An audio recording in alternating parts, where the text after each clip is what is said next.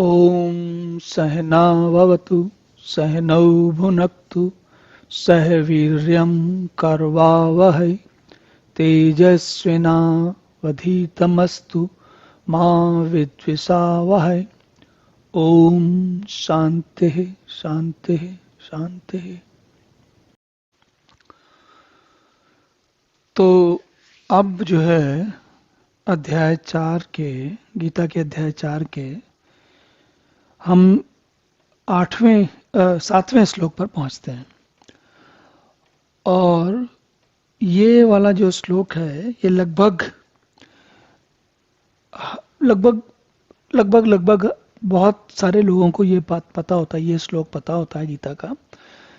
गीता के ये उन कुछ श्लोकों में से एक है जिसके बारे में जिन्होंने गीता पढ़ी है वो तो जानते ही हैं, जिन्होंने नहीं पढ़ी वो भी इस श्लोक को जानते हैं या कहीं ना कहीं सुना होता है उन्होंने, तो वो इसके साथ अपने आप को जोड़ पाते हैं। और वैसे भी सामान्य व्यक्ति, सुहृदय व्यक्ति, सज्जन व्यक्ति, उसके लिए तो ये श्लोक है ही बड़े काम का। तो लेकिन श्लोक जाने से पहले जरा ये देखते हैं कि इसका पृष्ठभूमि क्या है। तो चौथे अध्याय के शुरुआत में जैसा कि हमने देखा कि भगवान ने कहा कि सूर्य और परंपरा से, सूर्य को मैंने बताया और परंपरा से योग लोगों के जाता रहा और बाद में नष्ट भी हो गया। तो और यही मैंने तुम्हें बताया। तो अर्जुन को शंका हुई कि भाई आप तो अभी हुए हो, आपने कैसे सूर्य को बताया। तो भगवान ने उसका उत्तर देना शुरू किया और उसी की श्रृंखला में ये श्लोक आता है जिसमें कि भगवान अपने इस प्रकार अपने जन्म लेने का, जब अर्जुन ने ये पूछा कि भाई आप तो अभी हुए हो और सूर्य तो पहले हुए हैं, तो आप मतलब ये तो तय हो गया कि भगवान हैं और अभी हैं जिस शरीर में हैं।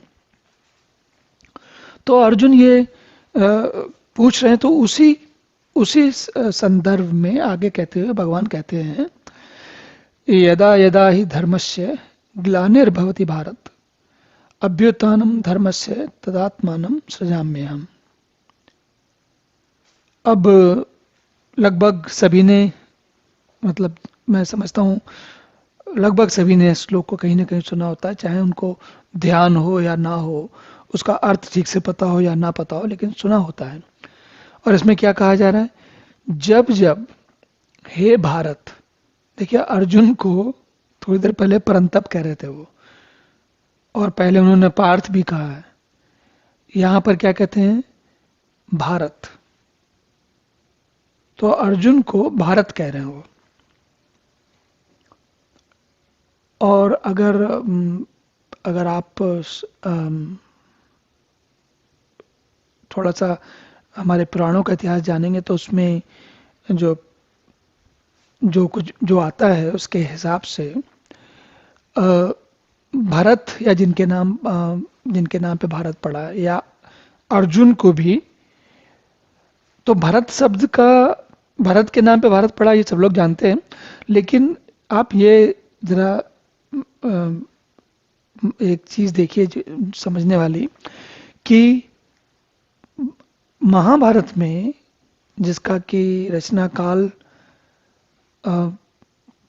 अलग अलग लोग अलग अलग तरीके से कहते हैं, लेकिन आसानी से इसको 3-4 हजार साल पुराना तो माना जा सकता है। तो उस समय भी वो ग्लानिर्भवति भारत, अर्जुन को भारत कह के कह रहे हैं। और अर्जुन का मतलब केवल अर्जुन नहीं, अर्जुन का मतलब है कि वो समस्त मानव जाति को संबोधित कर रहे हैं। तो क्या कहते हैं, जब जब धर्म की ग्लानि होती है, धर्म की ग्लानि का क्या मतलब है, देखिए जीवन चलाने के लिए एक सामान्य परिवार में, मान लीजिए कि एक परिवार में माता पिता और 2 बच्चे हैं। उन 2 बच्चों में एक बच्चा बहुत शरारती है, सब टूट फूट करता रहता है, और दूसरा बच्चा तो वो भी है लेकिन उतना शरारती नहीं है। और वो जो जिस बच्चे ने तोड़ फोड़ की है, दूसरे बच्चे ने, भाई या बहन जो भी है, उसकी चीजों को संभालता रहता है। तो अब मैंने ये उदाहरण इसलिए दिया कि ये प्रकृति का नियम है। कुछ लोग देखिए, प्रकृति चलाने के लिए कुछ लोगों ने तो संभालना पड़ेगा इसको, चाहे वो मनुष्य हो चाहे वो भगवान हो। ये संभव नहीं है।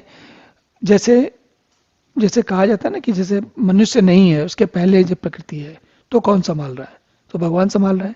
लेकिन जब मनुष्य हो गया और मनुष्य समझदार हो गया, मनुष्य इतना समझदार हो गया कि वो वनों को काट के अपने लिए घर बनाने लग गया, तो उन वनों की रक्षा करके अपने आसपास की वातावरण को संभालने की जिम्मेदारी भी मनुष्य की है। तो जो वनों की रक्षा करना है वो क्या है? वो धर्म है। और जो वनों को बगैर किसी सोच समझ के काटते चले जा रहे हैं वो है अधर्म। तो ये मैंने वनों का उदाहरण दिया।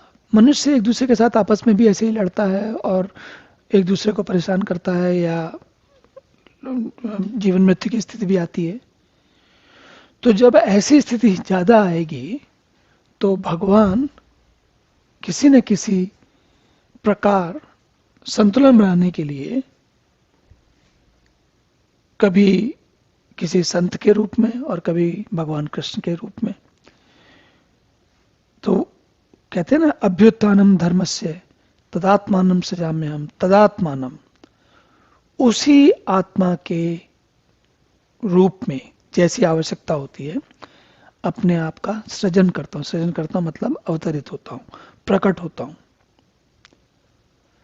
तो वैसे ये एक ऐसा श्लोक है जिसके बारे में बड़ी लंबी चर्चा हो सकती है, लेकिन हम यहाँ पर अपनी चर्चाएं थोड़ी संक्षिप्त ही रख रहे हैं।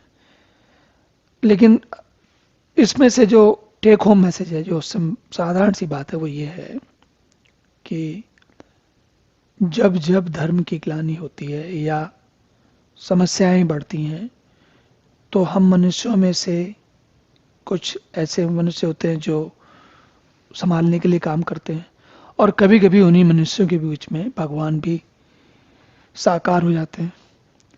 और ये श्लोक हमको इसी बात की याद दिलाता है। तो अब अगला श्लोक देखते हैं। ओम पूर्णमदः पूर्णमिदं पूर्णात् पूर्णमुदच्यते पूर्णस्य पूर्णमादाय पूर्णमेवावशिष्यते। ओम शांति शांति शांति।